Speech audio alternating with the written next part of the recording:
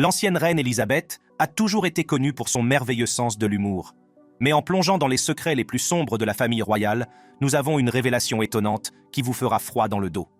Aujourd'hui, nous avons découvert une collection d'images sataniques qui ont été cachées au monde par nul autre que la reine Élisabeth elle-même. Ces images révèlent un aspect de la famille royale que vous n'auriez jamais pu imaginer. L'homme ivre et les appartements de la reine. En 1982, le palais de Buckingham a été secoué par l'un des scandales de sécurité les plus choquants de l'histoire britannique. Un matin comme les autres, un homme ivre du nom de Michael Fagan réussit à s'introduire dans la chambre de la reine Élisabeth pendant son sommeil. L'incident a provoqué une onde de choc au sein de la famille royale et a soulevé de sérieuses questions quant à l'efficacité de ces mesures de sécurité. C'est par une chaude matinée d'été, le 9 juillet, que Michael Fagan, un ouvrier au passé trouble, décide de se lancer dans une mission audacieuse. Sous l'influence de l'alcool, il escalade les murs du palais de Buckingham et se rend dans les appartements privés de la reine. À l'insu de tous, Fagan s'apprête à franchir les murs impénétrables de la résidence royale. En pénétrant dans la chambre de la reine, muni d'un tesson de verre qu'il avait ramassé en chemin, Fagan s'est retrouvé face à face avec la monarque endormie. C'est un spectacle surréaliste et alarmant, tant pour Fagan que pour la reine elle-même. Dans un moment d'incrédulité, Fagan s'approcha du lit, provoquant le réveil de la reine qui réalisa la gravité de la situation. Faisant preuve d'un remarquable sang-froid, la reine Élisabeth a calmement appuyé sur le bouton d'alarme situé à côté de son lit, s'attendant à une assistance immédiate de la part de son équipe de sécurité. Cependant, à son grand étonnement, rien ne s'est produit. Il a été révélé plus tard que son valet de pied promenait les corgis à ce moment-là et que son garde de nuit était parti 1 heure plus tôt, la laissant vulnérable et sans protection. Ne se laissant pas décourager par l'absence de réponse, la reine engage la conversation avec Fagan, tentant de comprendre ses motivations et d'apaiser la tension. Elle lui a même offert une cigarette, un geste qui témoigne de son remarquable sang-froid et de sa capacité à gérer des situations inattendues. Pendant ce temps, le personnel du palais est alerté de l'intrusion et la police est appelée en renfort. Au fil des minutes, la femme de chambre de la reine arrive sur les lieux, incrédule devant le spectacle qui s'offre à elle. « Bon sang, madame, que fait-il ici » s'exclame-t-elle. La reine, toujours calme, attend patiemment l'arrivée de son équipe de sécurité, refusant de se laisser gagner par la panique ou la peur. Une fois Fagan appréhendé et emmené par la police, la reine Élisabeth a exprimé sa colère et sa déception face à la négligence de l'équipe de sécurité. L'incident a donné lieu à un examen approfondi des protocoles de sécurité du palais, ce qui a permis d'améliorer considérablement la protection de la famille royale. L'intrusion de Michael Fagan a servi de signal d'alarme pour la famille royale et la nation dans son ensemble. Il a révélé les failles des mesures de sécurité entourant la monarchie et mis en évidence la nécessité de protocoles plus stricts et d'une meilleure coordination entre les membres du personnel de sécurité. L'incident a également mis en évidence le remarquable sang-froid de la reine Élisabeth et sa capacité à gérer des situations inattendues avec grâce et dignité. L'enlèvement de la princesse Anne. En 1974, la princesse Anne, fille unique de la reine Élisabeth II, s'est retrouvée dans une situation éprouvante lorsqu'un tireur solitaire a tenté de l'enlever. Cet acte d'agression effronté et audacieux à l'encontre d'un membre de la famille royale a donné lieu à une extraordinaire démonstration de courage et de défi de la part de la princesse Anne. L'incident a eu lieu alors que la princesse Anne et son mari, le capitaine Mark Phillips, rentraient au palais de Buckingham après avoir assisté à une manifestation caritative. Alors que leur voiture s'approche du palais, un homme nommé Ian Ball surgit soudainement, brandissant un pistolet et exigeant que la princesse sorte du véhicule. Sans hésiter, Ball a tiré plusieurs coups de feu, touchant à 3 reprises l'officier de protection d'Anne, James Beaton. Face à cette terrifiante épreuve, la réaction de la princesse Anne a été tout à fait remarquable. Dans un moment qui restera dans l'histoire, elle prononce un juron de défi, refusant de se plier aux exigences de Ball. Lorsque ce dernier lui demande « Voulez-vous sortir de la voiture ?» La princesse Anne répond avec une détermination inébranlable. Pas question. Son refus catégorique de se soumettre à son kidnappeur potentiel témoigne de son esprit indomptable et de son courage inébranlable. Alors que la situation se déroulait, un piéton qui passait par là a jeté un coup d'œil à la voiture et a calmement fait la remarque suivante. « C'est ainsi », avant de s'éloigner. La réaction nonchalante de ce spectateur, associée au refus catégorique de la princesse Anne de coopérer, a ajouté un élément surréaliste à l'atmosphère déjà tendue. L'audace de la réponse de la princesse Anne n'est pas passée inaperçue. L'ancien boxeur poids lourd Ron, The Geezer Russell, qui passait par là, a été témoin de l'agitation. Sans hésiter, il intervient et assène 2 puissants coups de poing à la tête de Ball, le neutralisant jusqu'à l'arrivée de la police.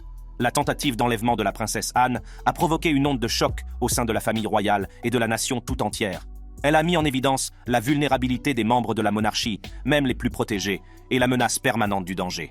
Cependant, La remarquable démonstration de courage et de défi de la princesse Anne face à l'adversité a été une source d'inspiration pour beaucoup.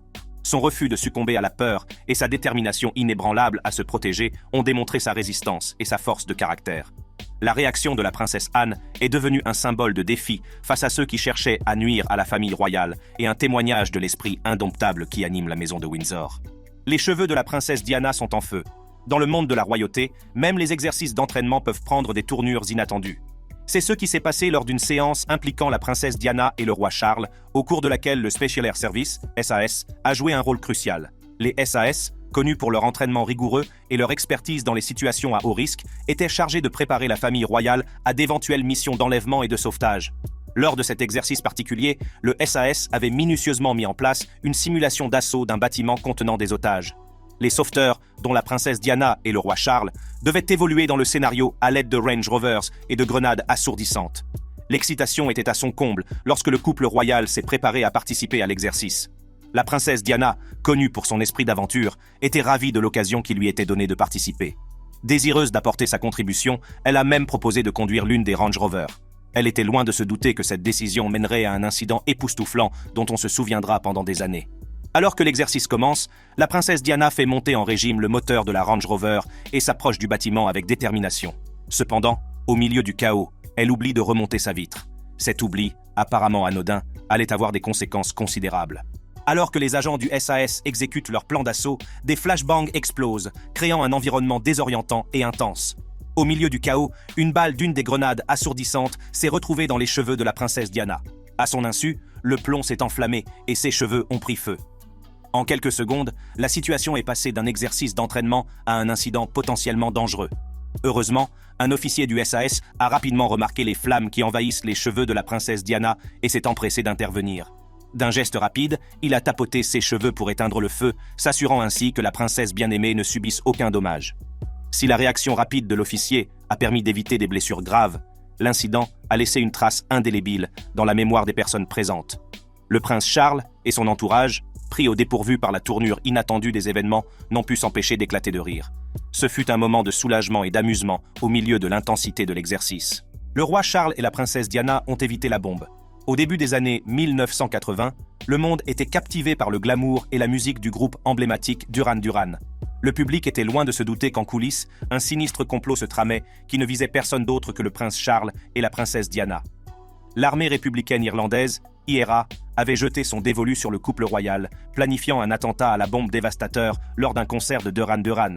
Ce complot d'assassinat aurait eu des conséquences désastreuses s'il n'y avait pas eu un coup de chance et les actions d'un héros improbable. Nous sommes en 1983 et la popularité de Duran Duran est à son apogée. Le concert du groupe au Dominion Theatre de Londres est un événement très attendu, attirant des fans de tout le pays.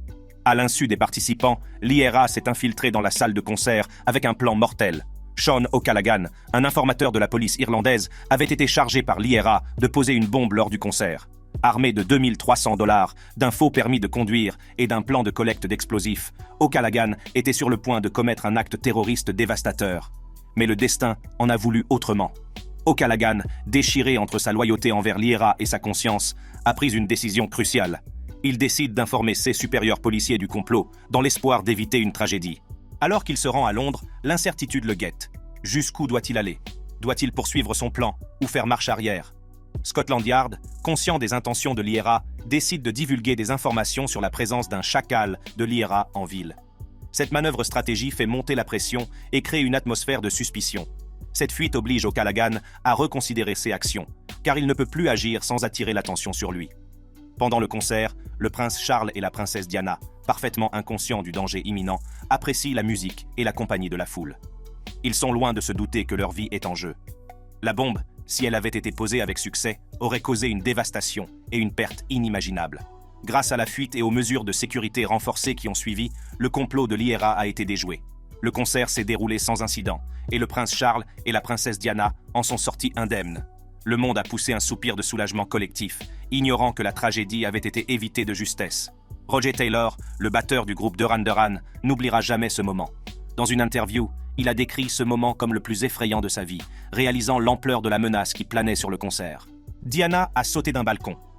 La princesse Diana, connu pour son indépendance d'esprit et sa nature rebelle, s'est souvent trouvé en porte-à-faux avec les contraintes de la vie royale. Lors d'une action audacieuse et inattendue, elle a réussi à échapper à son équipe de protection lors d'une escapade palpitante qui s'est déroulée dans la pittoresque station de montagne autrichienne de Lech. Cet incident, au cours duquel Diana a sauté d'un balcon du premier étage, a mis en évidence sa détermination à s'affranchir de la surveillance de son équipe de sécurité. Lech, niché dans la magnifique région de l'Arlberg, était l'une des destinations préférées de la famille royale pendant ses vacances d'hiver. C'est au cours de l'un de ces voyages que Diana a décidé de prendre les choses en main et de s'aventurer seule. Malgré les menaces qui pèsent sur leur vie, Charles et Diana sont devenus de plus en plus discrets au fur et à mesure que leur mariage s'effrite, et cet incident témoigne du désir d'indépendance de Diana. Comme un agent de renseignement, Diana était devenue experte dans l'art d'échapper à sa garde rapprochée. Elle savait comment s'éclipser sans se faire remarquer, provoquant périodiquement la panique au sein du personnel royal lorsqu'il se rendit compte qu'elle avait réussi à échapper à sa filature. Cette fois-ci, elle a décidé de faire du shopping en solitaire sur King's Road, un quartier commerçant réputé de Londres. Laissant derrière elle son équipe de protection, Diana s'est lancée dans l'aventure, armée seulement d'une paire de lunettes de soleil élégantes pour protéger son identité. Sa décision de sauter du balcon du premier étage a été calculée pour se débarrasser de son équipe de sécurité et s'assurer qu'elle pourrait explorer librement, sans leur regard attentif. L'incident a provoqué une panique passagère au sein du personnel royal, qui s'est rapidement rendu compte que Diana s'était éclipsée. Cependant, son ingéniosité et sa détermination à affirmer son indépendance l'ont emporté. La capacité de Diana à naviguer dans le monde incognito, même pour une brève séance de shopping, a démontré sa résilience et son désir d'éprouver un sentiment de normalité en dehors des limites de la vie royale. Si l'incident a pu susciter une inquiétude passagère, il a également mis en lumière les défis auxquels sont confrontées la famille royale et ses équipes de sécurité. Il a mis en évidence l'équilibre délicat entre la protection et la possibilité pour les membres de la famille royale de jouir d'un semblant de vie privée et de liberté. Le roi George espionne son frère Edward. Au cours des années tumultueuses qui ont précédé la Seconde Guerre mondiale, la monarchie britannique a été confrontée à une crise d'une ampleur sans précédent. Le roi George VI, préoccupé par la relation de son frère Edward avec Wallis Simpson, divorcée américaine, prend la décision extraordinaire de demander au MI5, le service de sécurité britannique, de surveiller le couple. Les soupçons entourant le soutien présumé d'Edward et de Wallis à Hitler et la menace potentielle qu'ils représentaient pour la sécurité nationale ont motivé cette opération secrète qui allait avoir des conséquences considérables. Édouard VIII, connu pour son abdication controversée en 1936, avait choisi l'amour plutôt que le devoir en décidant d'épouser Wallis Simpson. Cependant, leur relation suscite de vives inquiétudes au sein de l'établissement britannique. Wallis, 2 fois divorcée et américaine, est considérée comme un mauvais parti pour le futur roi. En outre, des rumeurs et des soupçons laissaient entendre que le couple sympathisait avec le régime nazi d'Hitler. Le roi, George VI, conscient des ramifications potentielles de l'association de son frère avec Wallis et du climat politique de l'époque, se tourne vers le MI5 pour obtenir de l'aide. Il demande au service de sécurité de placer le couple sous surveillance afin de recueillir des renseignements et d'évaluer l'étendue de leur implication avec Hitler et les sympathisants nazis. Le MI5, chargé de protéger la sécurité nationale, s'est lancé dans une opération secrète pour surveiller les activités d'Edward et de Wallis.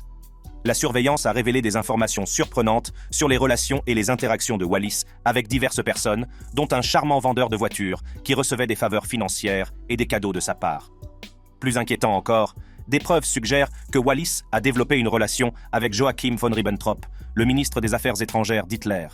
Le Premier ministre Winston Churchill, préoccupé par la menace potentielle que représentent Edward et Wallis, prend des mesures décisives. Il ordonne qu'Edward soit envoyé aux Bahamas, loin du cœur de la politique britannique et de l'influence des sympathisants nazis.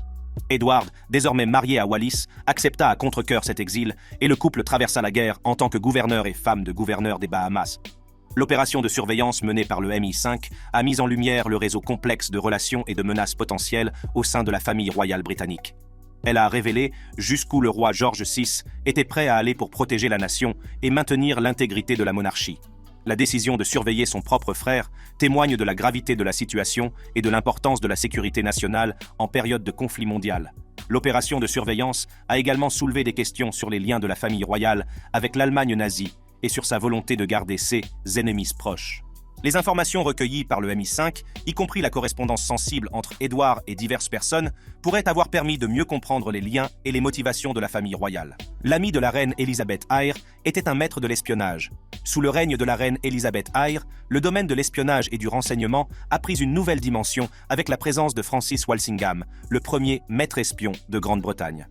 Walsingham, conseiller de confiance et confident de la reine, a joué un rôle essentiel dans la sauvegarde de la sécurité et des intérêts de l'Angleterre. Son réseau complexe d'informateurs et sa quête incessante de renseignements ont fait de lui une force redoutable dans le monde de l'espionnage. L'ascension de Walsingham a commencé à la fin du XVIe siècle, lorsqu'il a rejoint le cercle des proches d'Élisabeth. Conscient de la nécessité de disposer d'un réseau de renseignements complet, il entreprend de mettre en place un réseau complexe d'informateurs, d'espions et d'agents. Son réseau s'étendait à toute l'Europe, ce qui lui permettait de recueillir des informations vitales sur les menaces potentielles pesant sur la reine et le royaume.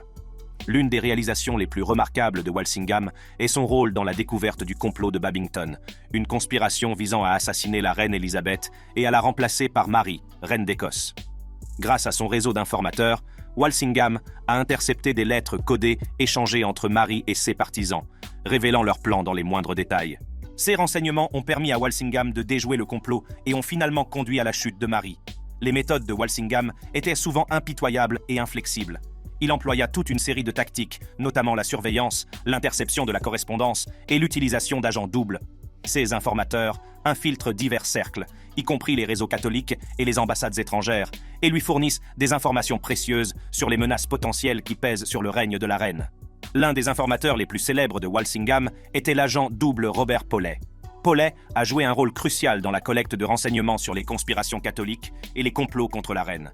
Son travail, ainsi que celui d'autres informateurs, a aidé Walsingham à démanteler de nombreux complots et à protéger le royaume des menaces internes et externes. Le réseau de renseignement de Walsingham s'étendait au-delà de l'espionnage traditionnel. Il employait des briseurs de code et des cryptanalystes pour déchiffrer les messages interceptés, s'assurant ainsi qu'aucune information vitale ne passe inaperçue. Ce souci du détail et sa quête incessante de renseignements ont fait de lui un adversaire redoutable pour ceux qui cherchaient à saper la reine et l'établissement protestant. Le rôle de Walsingham, en tant que maître espion, ne se limitait pas à la collecte de renseignements. Il a également joué un rôle crucial dans le contre-espionnage, s'employant activement à découvrir et à neutraliser les espions étrangers opérant en Angleterre, et ses efforts pour protéger le royaume de l'espionnage et de la subversion lui ont valu une réputation de maître stratège et de gardien de la sécurité nationale. On ne saurait trop insister sur l'héritage de Francis Walsingham en tant que premier maître de l'espionnage britannique.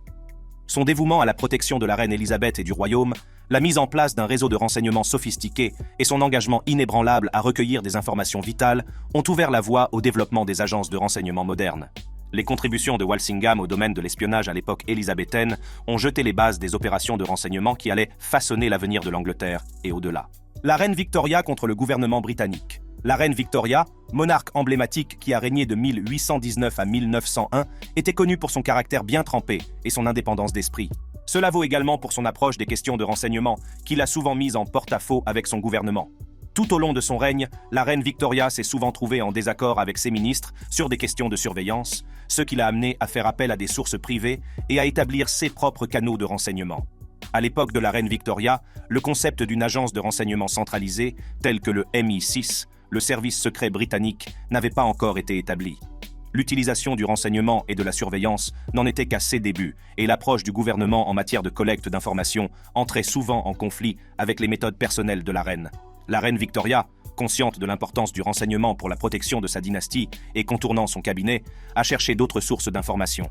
Elle a eu recours à des canaux privés pour recueillir des renseignements, se comportant comme un des premiers collecteurs de renseignements, un analyste, et, en termes modernes, un consommateur de renseignements.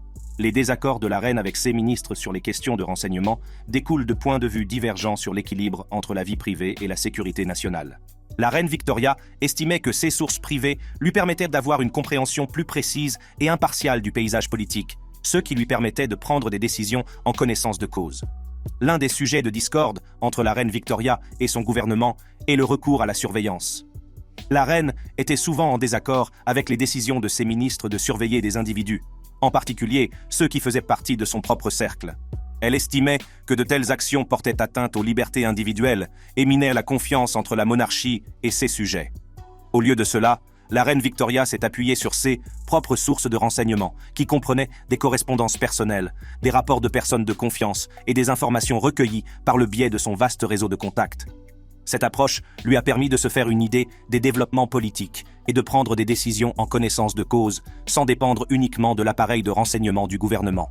La dépendance de la reine Victoria à l'égard des sources privées et sa résistance à la surveillance gouvernementale ne se limite pas aux affaires intérieures.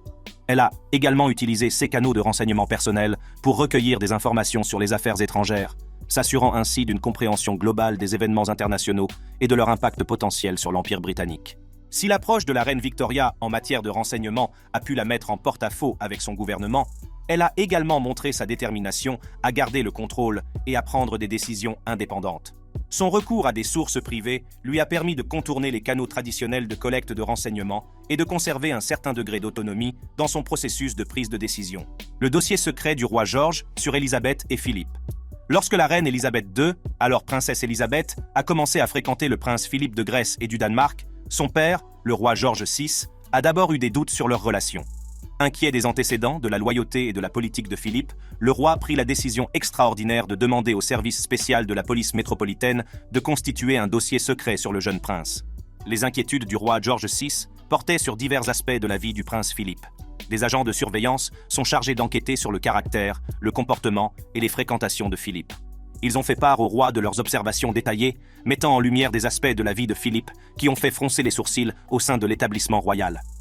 Le dossier a révélé plusieurs aspects de la vie du prince Philippe qui ont fait réfléchir le roi George VI.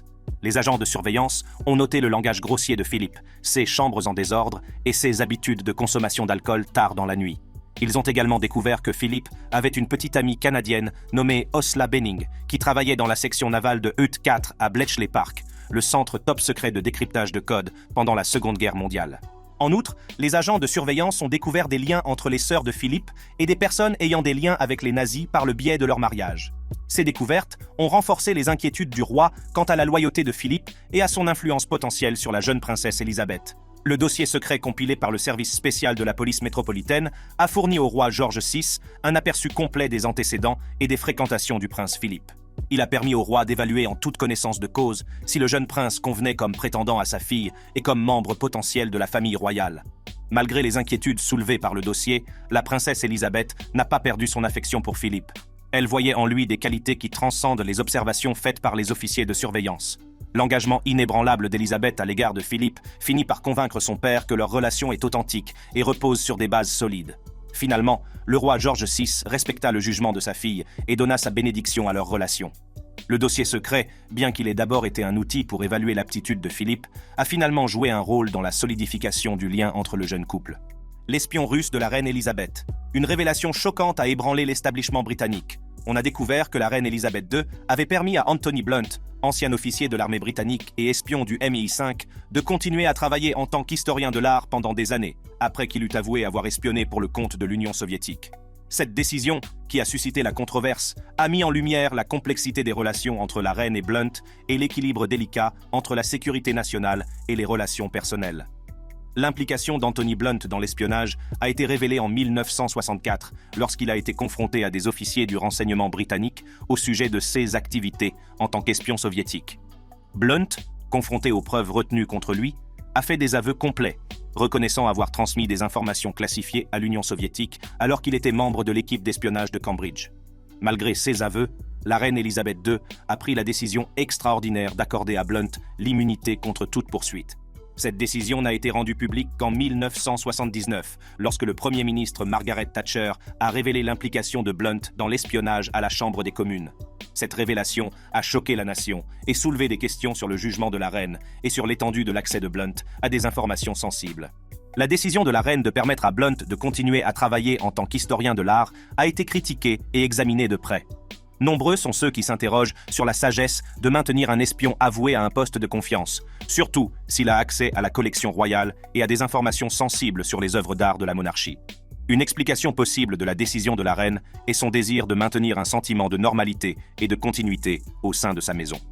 Blunt était un historien de l'art et un conservateur respecté, et son expertise et ses connaissances étaient très appréciées. La reine a pu penser que le fait de le démettre de ses fonctions perturberait le fonctionnement de la collection royale et risquerait d'attirer davantage l'attention sur le scandale. Un autre facteur qui a pu influencer la décision de la reine est la valeur de renseignement que représente le fait de garder Blunt près de soi. En lui permettant de continuer à travailler, les services de renseignement britanniques pouvaient éventuellement recueillir des informations supplémentaires sur les opérations et les réseaux de renseignement soviétiques. La présence continue de Blunt au sein de la maison royale a pu être considérée comme une occasion de mieux comprendre le fonctionnement du KGB et de ses agents. La décision de permettre à Blunt de continuer à travailler en tant qu'historienne de l'art a sans aucun doute été controversée. Elle a soulevé des questions sur le jugement de la reine et sur la mesure dans laquelle les relations personnelles et la loyauté ont influencé sa prise de décision. Cependant, elle a également mis en lumière la complexité de l'équilibre entre les préoccupations de sécurité nationale et les relations personnelles, ainsi que les défis auxquels la monarchie est confrontée lorsqu'il s'agit de gérer des questions aussi délicates. En 1981, le rôle d'espion de Blunt a été rendu public et il a été déchu de son titre de chevalier. Cette révélation a encore terni la réputation de la monarchie et soulevé des questions sur l'ampleur de l'infiltration soviétique dans les milieux du renseignement britannique. La décision de la reine de permettre à Blunt de continuer à travailler en tant qu'historien de l'art reste un sujet de débat et de spéculation. La vidéo vous a plu? Vous avez envie de plus d'émotions? Restez à l'écoute en cliquant sur l'une des cartes qui s'affichent sur votre écran pour découvrir d'autres contenus passionnants. À la prochaine fois.